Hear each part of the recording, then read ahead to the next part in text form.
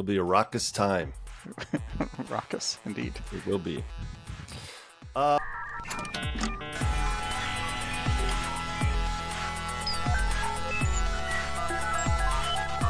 May Daily. Hello and welcome to the May Daily Podcast. I'm John Michael Thomas. And I am Pierre Hegeman. May Daily covers our favorite online stories from tech to social media. Our expert thoughts and opinions on information security, website design, and development. And other random stories from across the internet. This week's episode of the May Daily Podcast is made possible by Cinemechanics, the premier camera lens rental house when you're shooting your next film commercial or popular streaming TV series. Cinemechanics will ensure your project stays next level. And if you're in Minneapolis, save the date for the upcoming Ang Lee talk on April 6th.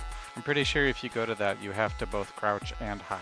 And May Daily version 5, the all-in-one secure website builder with built-in data collection tools and secure customer portals, and an upcoming live streaming event happening in June. So save the date of June on your calendar for that. Okay, let's talk about the gate of the week, Signal Gate. Yeah, the best of all the stupid. So we talked a little bit about Signal on a previous cast, so we thought we should talk about kind of the ins and outs of what we assume happened here.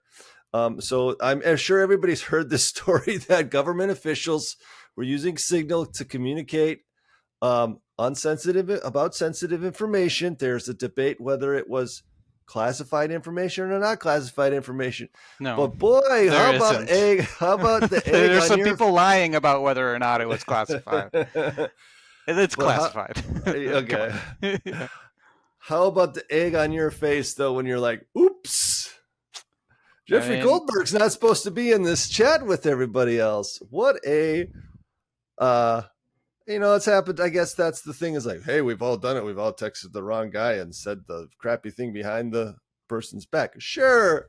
But this was like a very much different series of events. This is not the scenario where you want to be doing that. Yeah. I mean, it's to quote another podcast that I like. It's not great, Dan. It's not great. So we're going to break down the Signal app leak, how journalist was accidentally added, and to a chat where U.S. officials were discussing military strikes. And these were top officials. They were talking about war plans or attack plans, and they were doing it over a private Signal chat. So let's start by talking about what is Signal. And Signal is an encrypted messaging app. But Pierre, tell everybody, what does encrypted technically mean? Sure. So I think most people are probably familiar with the term, but when you say something is encrypted, you basically take information that is readable, like a text message or a document, and you run it through a mathematical algorithm that makes that unreadable to people in a way that is reversible, right? So it's math, very complicated math that gets run on the bits. So all of the messages that we send, all the documents we send, the ones and zeros. They're all binary data in different formats. So you can take that and you can run math on those ones and zeros and turn them randomly into different ones and zeros in a way that we can't decipher it. But if you have the key, which is a secret sequence of ones and zeros that only you and your message partner know, right? The devices keep those hidden, right? And the way Signal works is there's a Signal protocol that is a way that both devices can generate and share those secret keys so that they can't be intercepted along the way. And that's how the devices share messages, right? They're encrypted on both sides. Nothing in between can access that. So that's how it works. And this is like the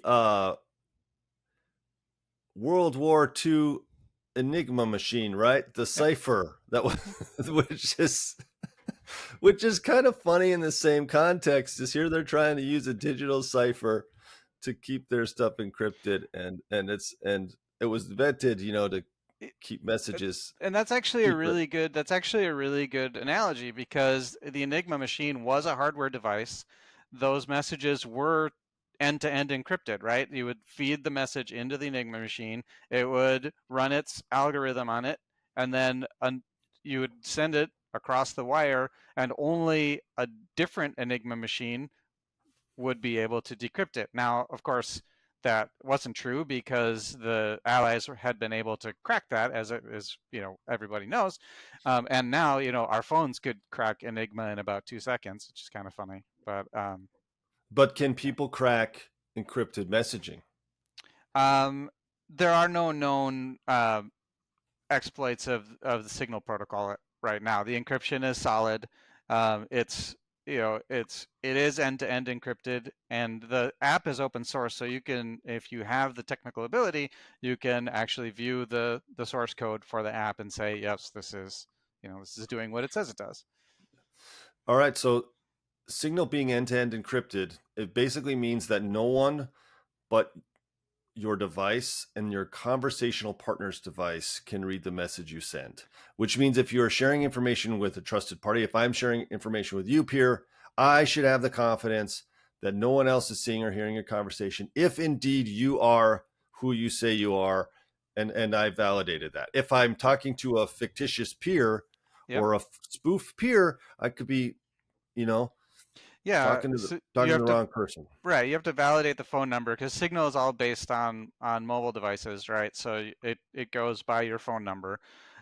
So yeah, you gotta make sure that it's the right phone number and the right name, because what Signal doesn't do, as we've said, is it does not prevent you from unintentionally inviting somebody into your chat room, right? It's not gonna protect you against that threat. So if you're national security advisor and you accidentally invite a journalist into your chat, well then, whoops, Yeah, oops. that's not a failure of Signal. Let's just say that, right? The other thing it doesn't protect you against is, if there's an attacker already on your phone. If your device has been compromised, they could install keyloggers, which is essentially a piece of software that watches the input on your On your phone phone. and records any touch taps or whatever to get the keys. Or I mean, that generally that works better with keyboards, but or screen scrapers, right? It can read Mm-hmm. your device's screen and send that to an attacker, and the encryption can't protect you against that, because it's already been decrypted at that point, right? So the text is visible on your screen and being sent to an attacker. So compromised phones will, Which could be a SIM card compromise. I mean, yeah, and Somebody, it could be a there's human compromise. Another human could have your phone. right. I mean, when you think about it, when you're crossing borders, often you have to hand your device to somebody on the part of the guards at the border, and you don't know what they're doing with your device. They could be installing spyware. It's hard to say. Also, if there may well be what's called a 0-day, which is an undisclosed and non-public vulnerability in the software. These are Mm, oftentimes developed by government organizations. Think the NSA, or the Russian or Chinese equivalent to the mm, NSA, that will find a vulnerability. They won't disclose it, but they will then use that to compromise devices, because mm, nobody, since the manufacturer and the vulnerability isn't publicly disclosed, we can't patch it, right? So we can't mm, protect against that. So that can happen as well. And there are certainly 0 days out there in devices, so they can be mm, compromised. mm. I've also heard that, you know,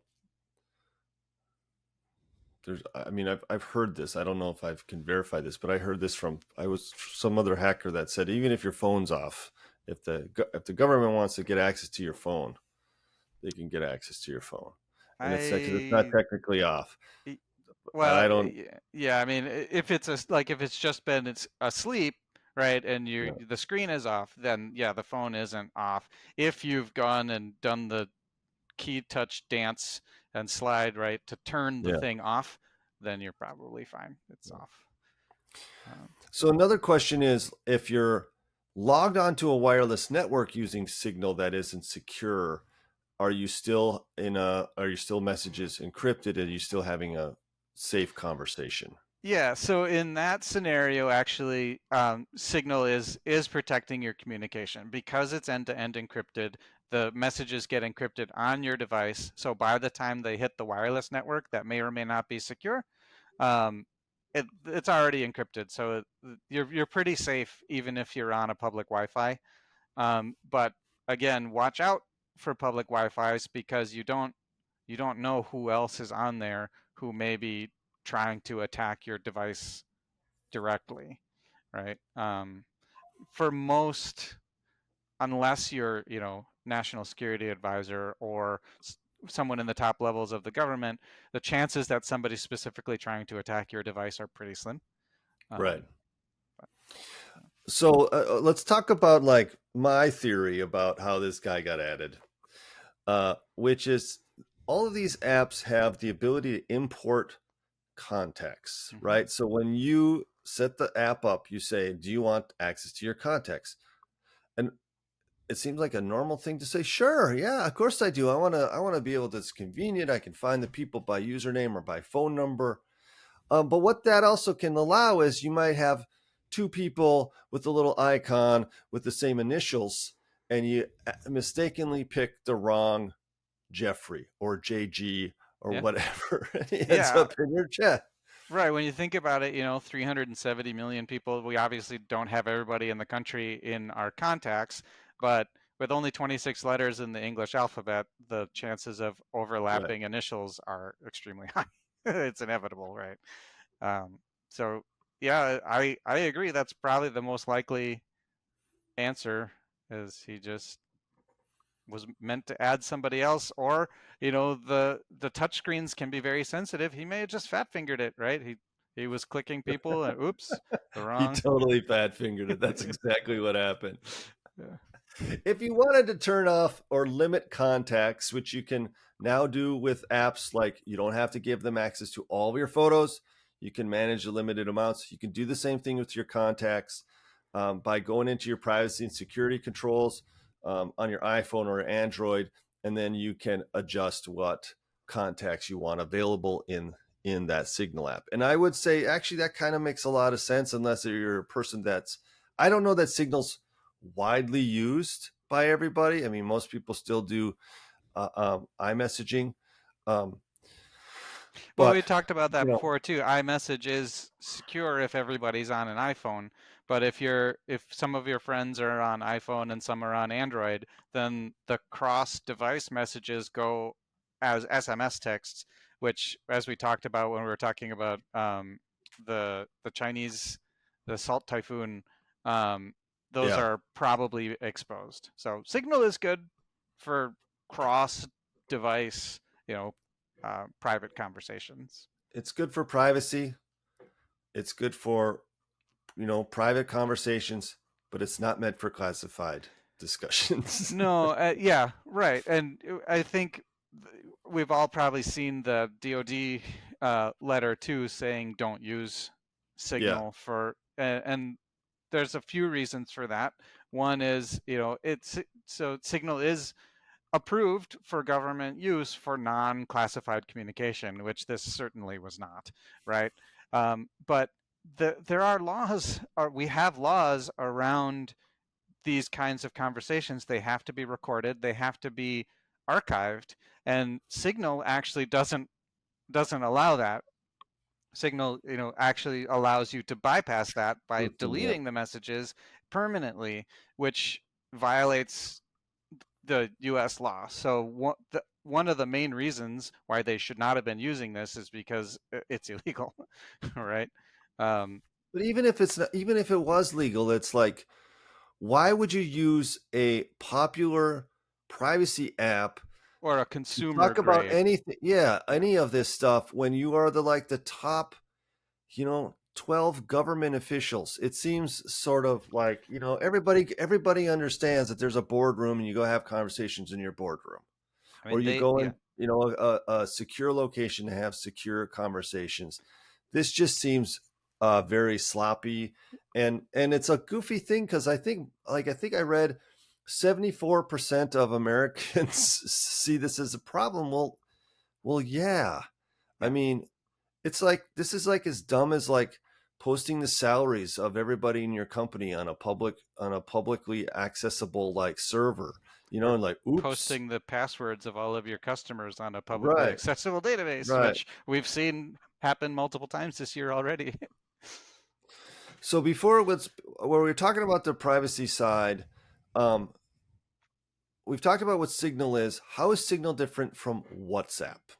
I mean, they're similar applications. WhatsApp is, at least, I we should look that up. WhatsApp was bought by Facebook, Meta, and I believe they closed sourced it. So WhatsApp isn't the source code for WhatsApp isn't publicly available in the same way Mhm. that the Signal app is. Although I should validate that.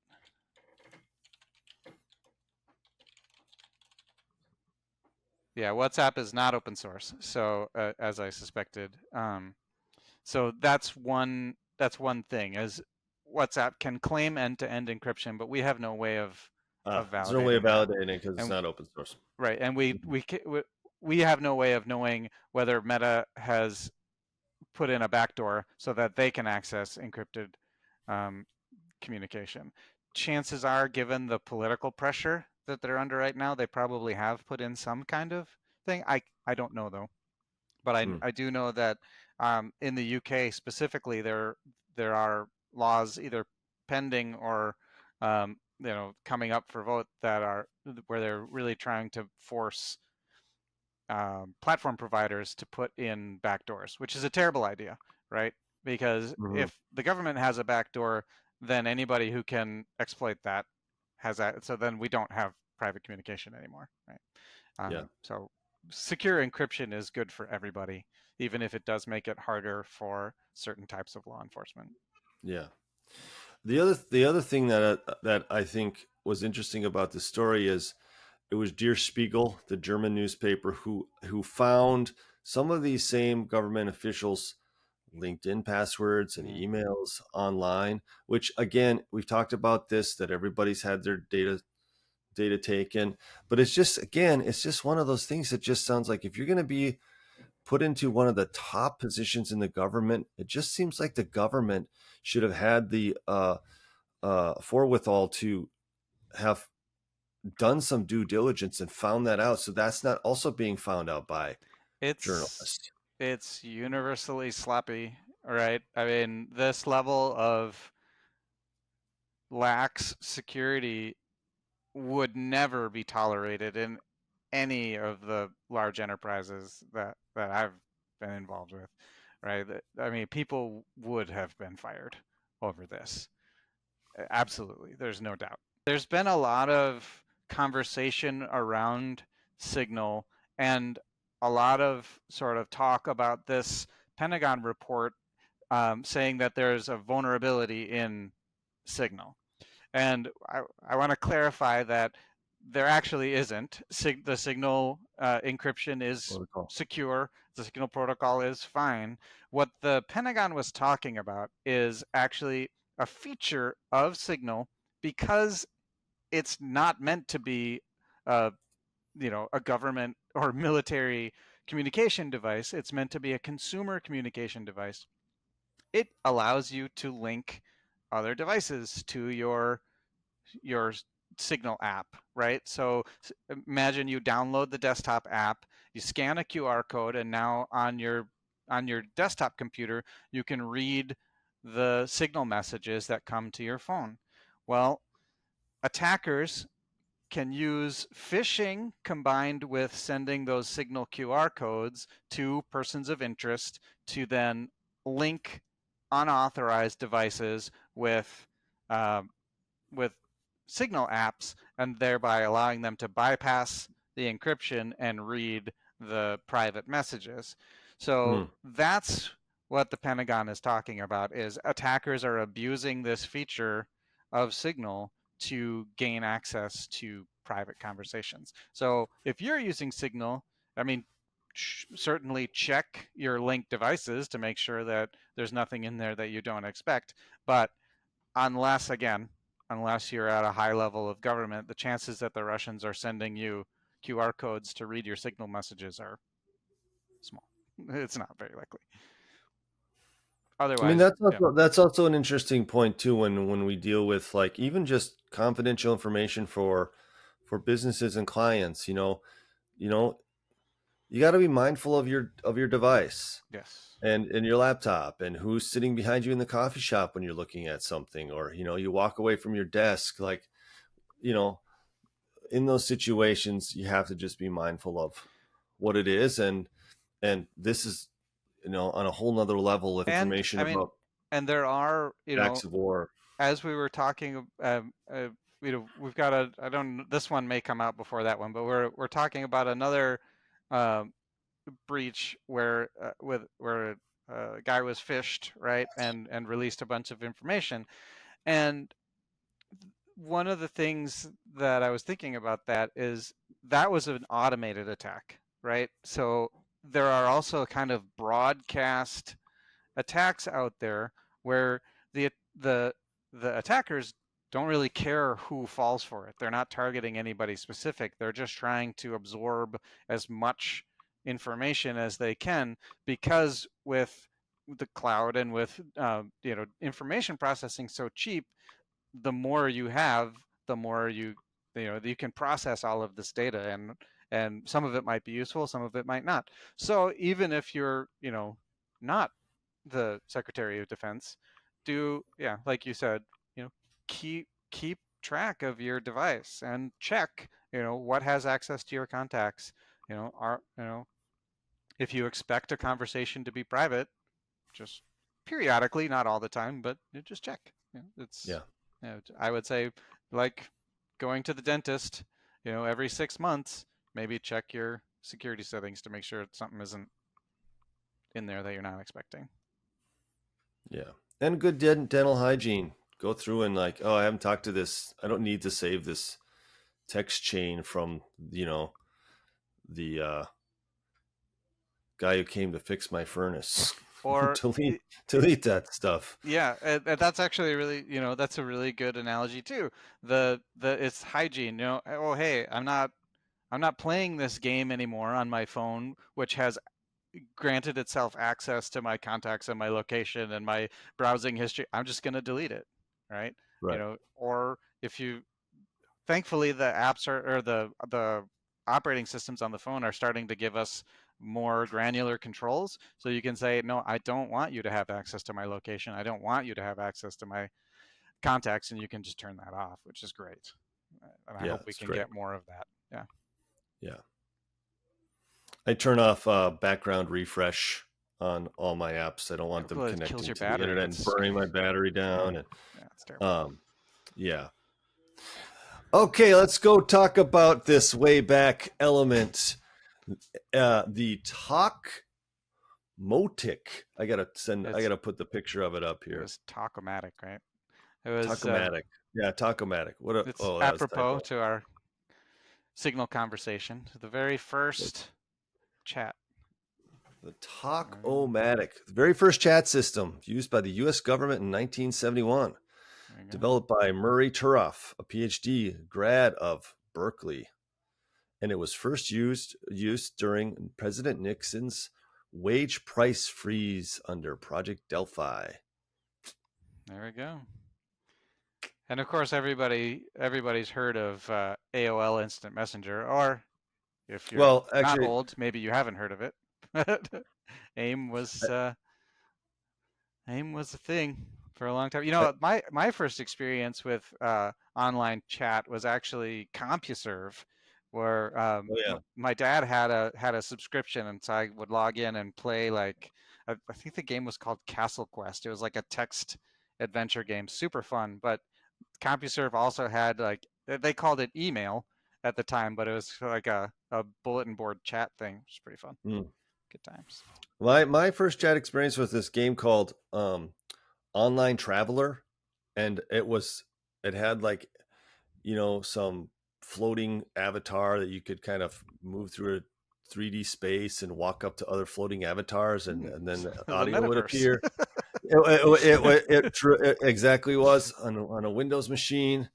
And I remember one afternoon we started talking to somebody, and the guy ended up being from Australia, and it was kind of an interesting Nice thing. And there was, I think, my brother and my uncle and I were all sitting in there talking to this guy, and it's kind of a fun, interesting, almost, and a little bit creepy at the time too, because this is like strange. Yeah. I did make a mistake, and I just want to back up. The first chat system was the U.S. government one. The Talkomatic, created by Doug Brown and David Woolley, was created in 1973 on the Plato system at the University of Illinois. So, right on. Yeah. Original Slack. That's true. Well, thanks again for joining us today. If you want to check out any of the stories or topics we covered, head over to maydaily.com/blog. And if you have a story you'd like to share, a site you'd like reviewed, or something you want us to discuss, leave us a comment. And don't forget to subscribe. Click the button. Until next time. Stay secure.